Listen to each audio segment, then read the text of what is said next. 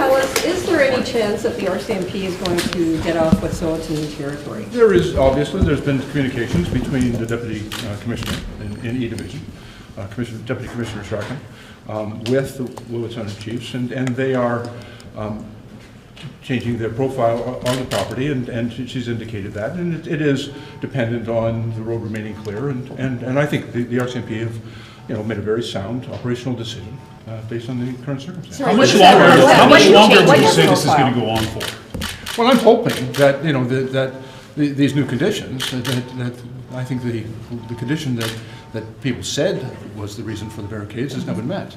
The RCMP, I think in a very appropriate pursuit of less confrontational and in the goal of peacekeeping, have agreed to continue to serve the area, but by locating their people in a nearby town, which is entirely their decision, but I think the right one, should bring us to a point now where the matter can be resolved. So they say it's not enough. So now the chiefs say, it had to go further and the works had to stop. What's your understanding of their requests?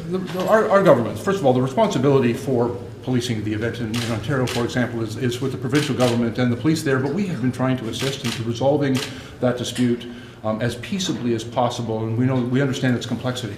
I think all of our officials have worked very hard. I will tell you, I'm very proud of the work that was done by the leadership of the RCMP.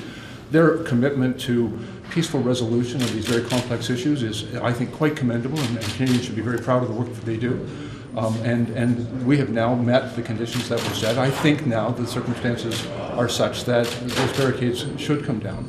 And we're hopeful that that's Can you just clarify, when were the conditions met? How far away did they move? Do you think this will resolve? No, I haven't said the conditions have been met. I believe the time has come now for those barricades to come down. We have met the condition that those who were on the barricades had said was important to them before they would change their posture. Then that work has been done, and I think quite appropriately, and now it's time But what to exactly? And if they don't come down, the condition you're talking about, what's going to happen? is what exactly? Yeah, could That you the just be RCMP moved out from where? Could you be specific? Yeah.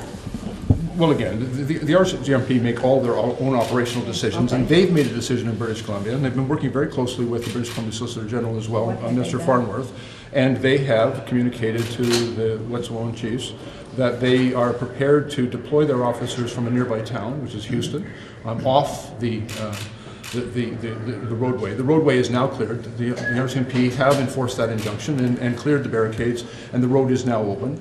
And they said that they'll deploy their officers from the nearby town and have asked for a commitment from, the hereditary chiefs that the road will remain free of obstruction. And it's moving towards a less confrontational and a more peaceable arrangement, entirely appropriate to the circumstances, and I'm very hopeful that will satisfy the concerns that were raised. So the RCMP are out of the traditional territory? Yes, that's why we're trying to get clarity here. No, the RCMP have indicated in a letter to the chiefs their intention to deploy their officers. They have currently been deployed out of a structure on the roadway, about 22 kilometers down the road.